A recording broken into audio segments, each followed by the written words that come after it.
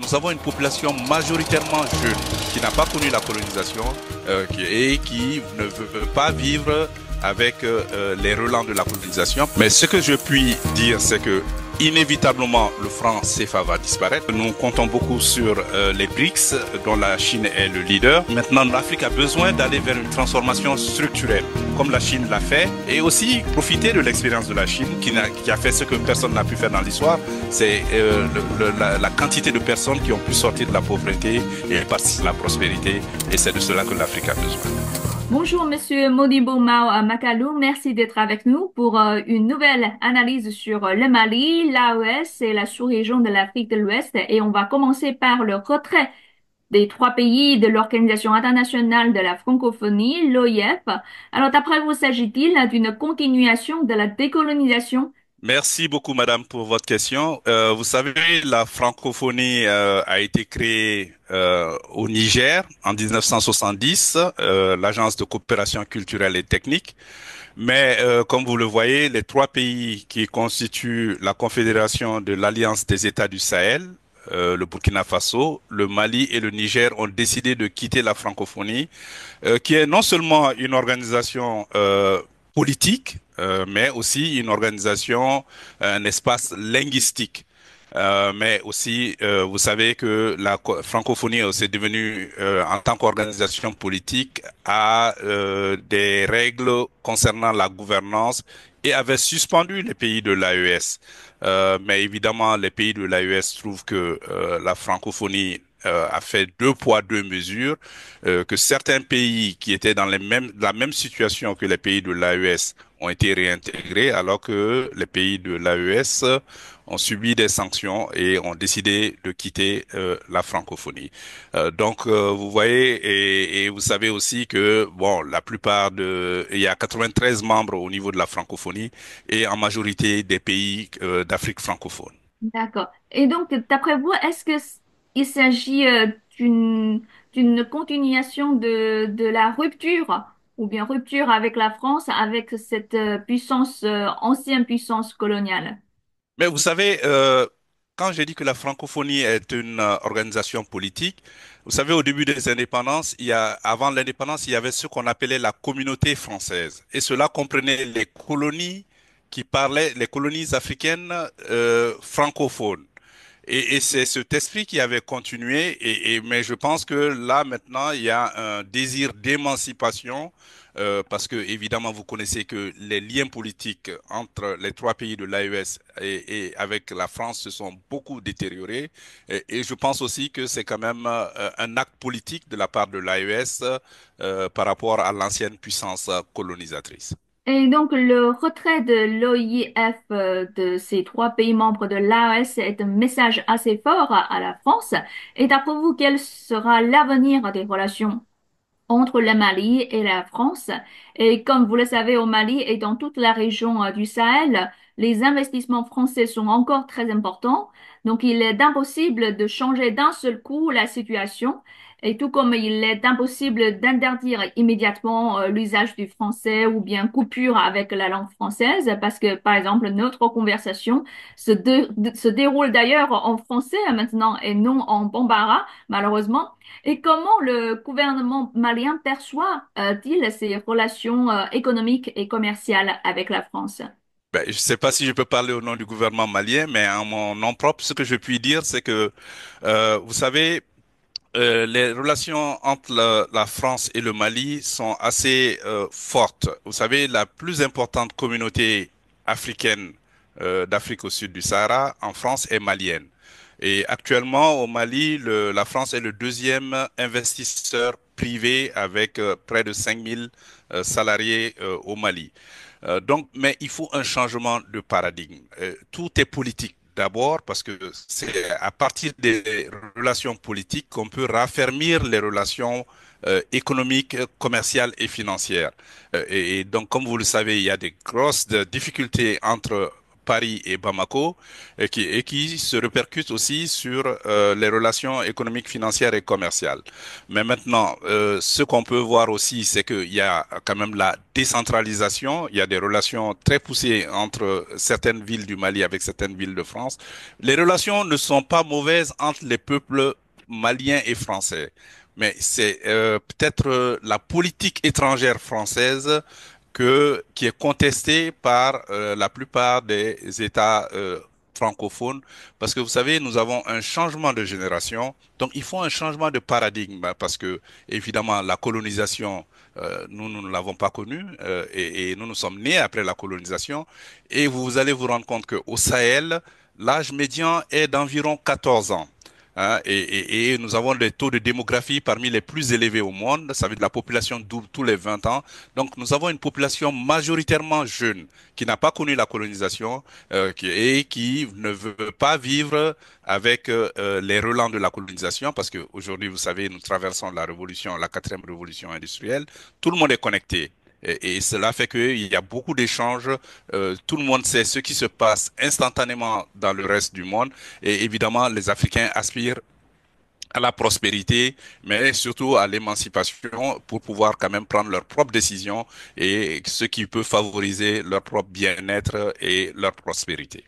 Et tout à l'heure, vous avez évoqué l'ancien paradigme. À quoi ressemble-t-il cet ancien paradigme et qui est de plus en plus, comment dire, éloigné de la situation actuelle ou bien de l'émancipation de la jeune génération de l'Afrique?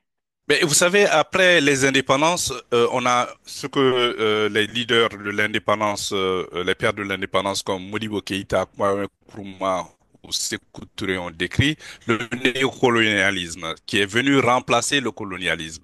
Donc c'était des relations iniques qui étaient subordonnées. Il y avait un maître et puis un subordonné. Donc et évidemment cela doit changer et cela est en train de changer parce que, évidemment, comme je vous l'ai dit, avec la jeunesse que nous avons aujourd'hui, nous voulons parler d'égal à égal. Nous ne voulons pas prendre nos ordres de Paris et nous ne voulons pas que la France puisse s'ingérer dans les affaires intérieures de nos pays, comme nous ne nous ingérons pas dans les affaires intérieures de la France. Nous voulons un partenariat comme nous l'avons avec le reste du monde, comme nous l'avons avec d'autres pays qui respectent nos intérêts, qui respectent notre volonté de quand même mener, de gérer notre destinée.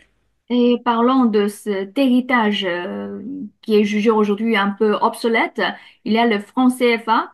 Et ce franc CFA est souvent perçu comme l'un des symboles de l'influence française en Afrique. D'ailleurs, la Confédération des États du Sahel envisage de créer une monnaie unique pour remplacer le franc CFA. D'après vous, cette initiative pourrait-il renforcer l'autonomie économique des trois pays? Mais on sait que cette démarche sera très difficile parce qu'il y a d'abord l'écho lancé par la CEDEAO, je crois, et l'écho n'est pas encore pris sa forme et maintenant c'est une autre monnaie unique pour les trois pays. Alors comment ces défis devraient-ils être La abordés? question de la monnaie, elle est très délicate, mais elle est très importante. Et vous savez que la monnaie est l'apanage de la souveraineté d'un État. Et évidemment, tous les États, ce sont que les États qui peuvent battre monnaie.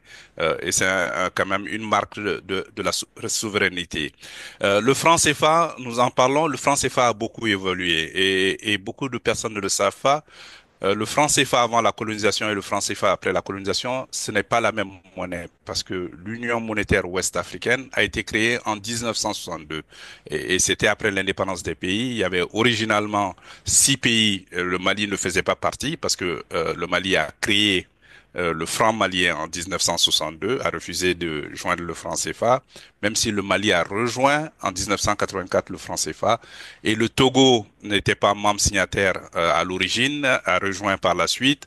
Mais par contre, la Mauritanie a quitté en 1973 le franc CFA. Donc, vous voyez qu'il y a eu beaucoup d'évolutions au niveau du franc CFA et maintenant la Guinée-Bissau aussi a rejoint le franc CFA. Le franc CFA est une bonne monnaie. Et vous savez aussi que en décembre, le 21 décembre 2019, d'importantes réformes ont été entreprises au niveau du franc CFA.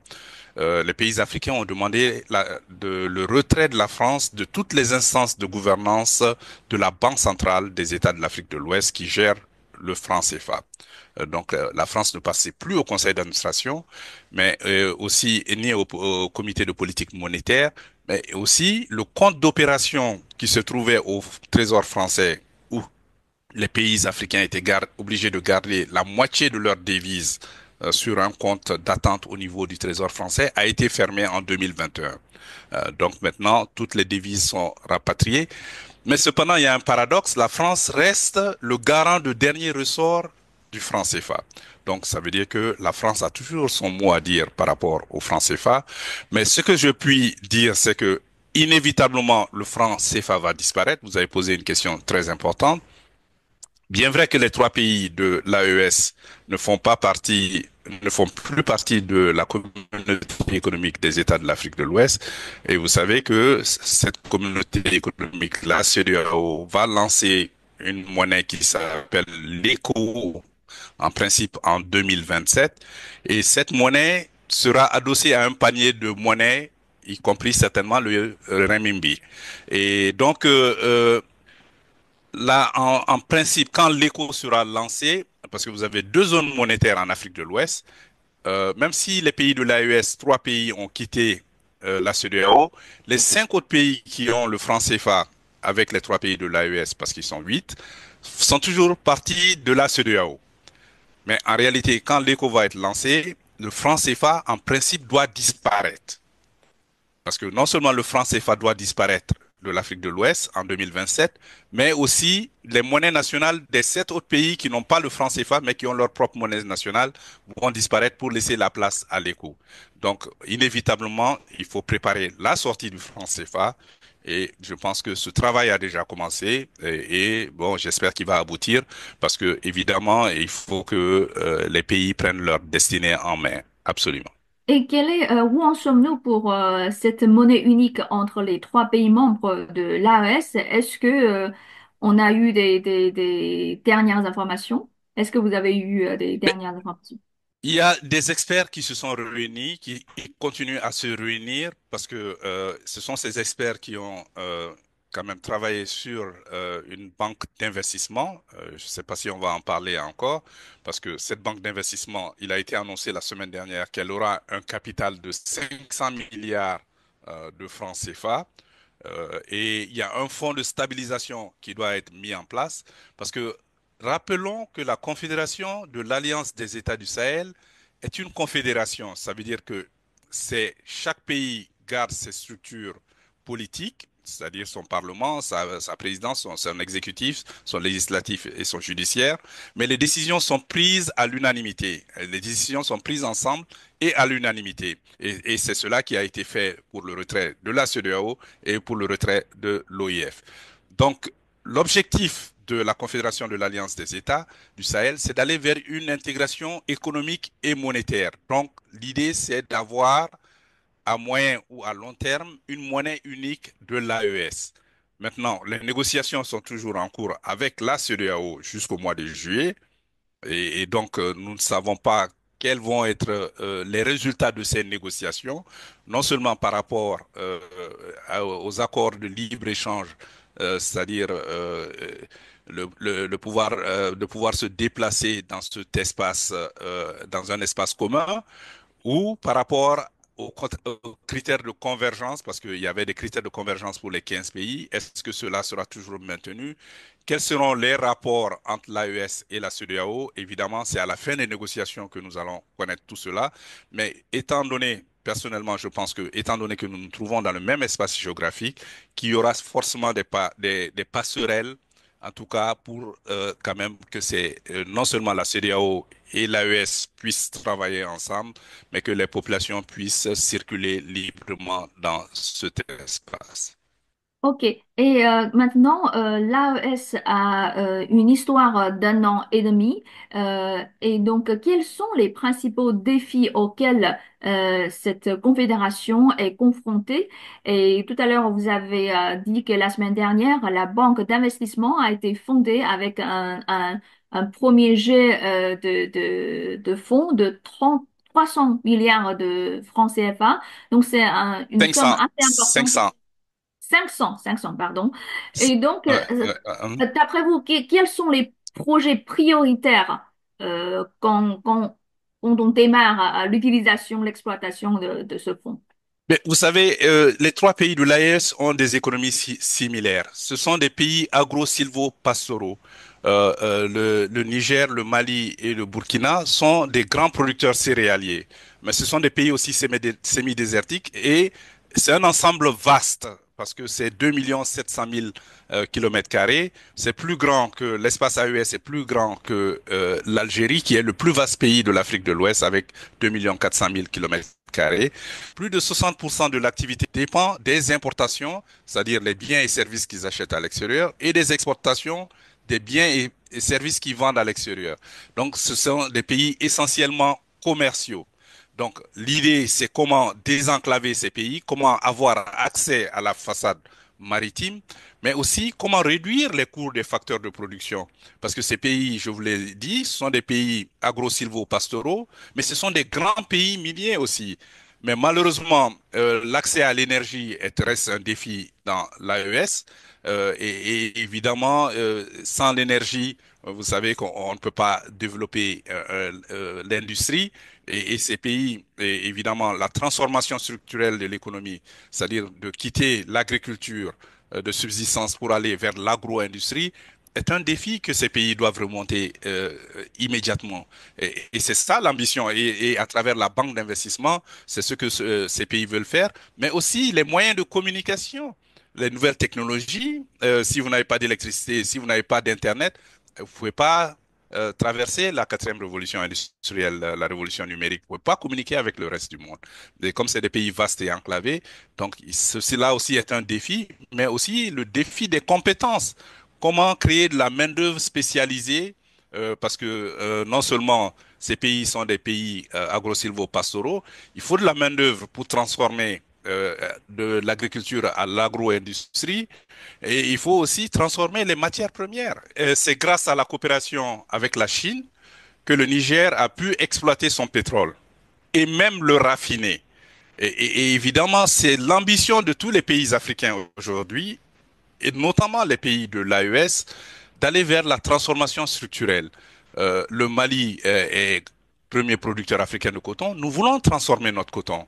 Et d'ailleurs, nous sommes en train de discuter avec la Chine pour voir un peu comment nous pouvons avoir ce partenariat. Et le Mali et le Burkina sont de grands producteurs de coton, des grands producteurs de céréales. Le Niger aussi, grand producteur de céréales, mais aussi les produits de l'élevage. Parce que vous savez, tous les pays côtiers sont déficitaires en matière de viande, mais les pays de l'AES sont des grands producteurs d'animaux vivants qui continuent à vendre des animaux sur pied. Donc nous avons besoin de transformer, de faire les cuire, les peaux, la viande, et puis pouvoir exporter tout cela. Donc et ces trois pays veulent diversifier les partenariats parce que pendant très longtemps, ils ont toujours eu les mêmes partenaires et les économies sont en retard. Donc, ce sont des grands pays miniers aussi, vous le savez, évidemment par rapport à l'or. Si vous mettez ensemble la production de l'or du Mali et du Burkina, cela dépasse la production du premier producteur africain qu'est le Ghana. Donc, l'idée, c'est aussi de créer des économies d'échelle, voir comment ces pays peuvent coordonner leur production et aussi la commercialisation de leurs différents produits.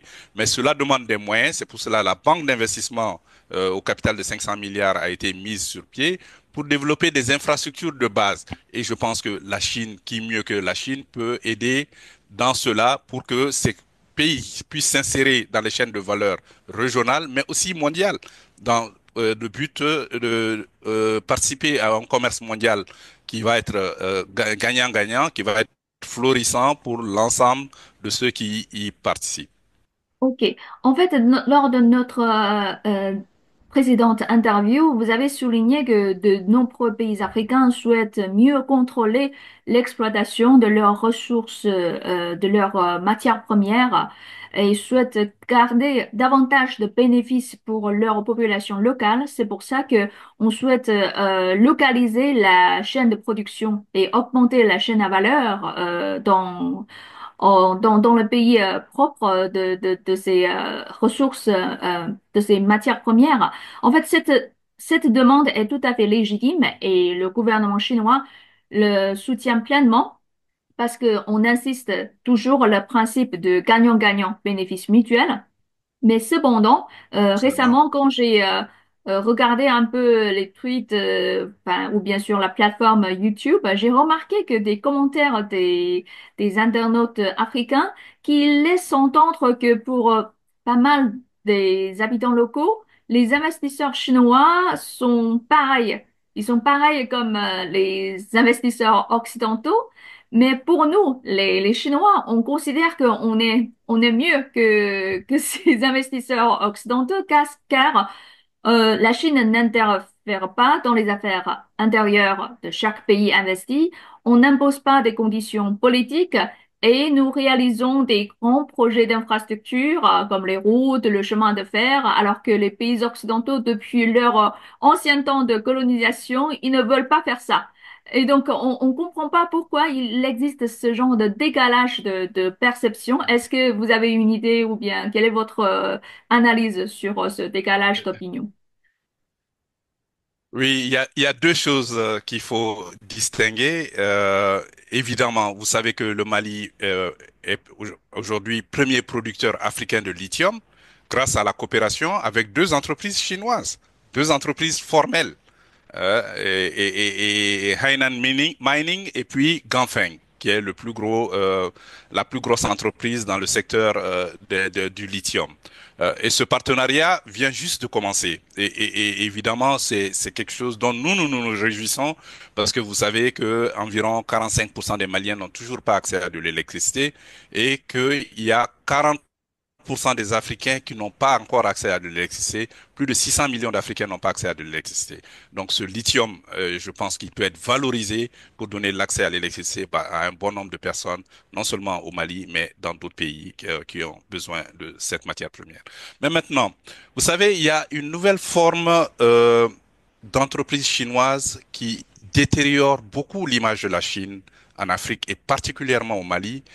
Ce sont les petites entreprises qui sont dans les petites mines. Et ce sont essentiellement des entrepreneurs chinois. Et c'est eux qui sont en contact avec la population et qui donnent cette mauvaise image de la Chine. Et vous savez, cette semaine, il y a eu une grande réunion. Le Premier ministre du Mali a eu une réunion avec l'ambassadeur de Chine et ses collaborateurs, avec l'ensemble des ministres concernés, pour circonscrire ce problème. Parce que c'est l'exploitation illégale de l'or qui détruit l'environnement et qui a fait tuer un bon nombre de personnes parce que les mines ont tendance à s'effondrer sur des personnes. Il y a une centaine de femmes qui sont décédées récemment à cause de ces problèmes. Et cela est attribué à des entrepreneurs individuels chinois. Et c'est cela qui se reflète sur l'image de la Chine. Ce ne sont pas les entreprises formelles qui viennent pour travailler, mais celles qui sont... En fait, vos trois derniers mots, j'ai pas entendu. En fait, ce sont les entreprises individuelles qui ne sont pas formelles qui ont abîmé l'image de la Chine, c'est ça? Oui, parce qu'elles sont dans l'exploitation de l'or avec les populations maliennes et souvent, il y a très souvent des accidents mortels. Et D'accord. cela a une répercussion plus grande que ce qui se fait par les entreprises formelles. Parce que c'est au contact des populations locales et vous savez, chaque fois qu'il y a un scandale ou une mauvaise nouvelle, cela va beaucoup plus loin qu'une bonne nouvelle. Et c'est cela, malheureusement, qui est en train d'abîmer l'image de la Chine. Et évidemment, ce problème, il faut le circonscrire, que si des entrepreneurs chinois veulent travailler dans le circuit de l'or, que ce soit vraiment des entrepreneurs reconnus et que ce soit une exploitation légale et avec tout ce qu'il faut pour respecter la réglementation et les règles aussi d'hygiène, mais aussi de sécurité. D'accord. Je suis tout à fait d'accord avec vous. En fait, parfois des mauvaises nouvelles comment dire, Beaucoup plus loin. va animer en fait les bonnes nouvelles. Mais bien sûr, et ça va vite. Ouais. Et ça va vite, oui, parce que En les fait, on gens, garde en mémoire les accidents mortels, mais bien sûr, oui. Mais tout ce qui je est comprends. positif, on le voit pas, on le voit plus.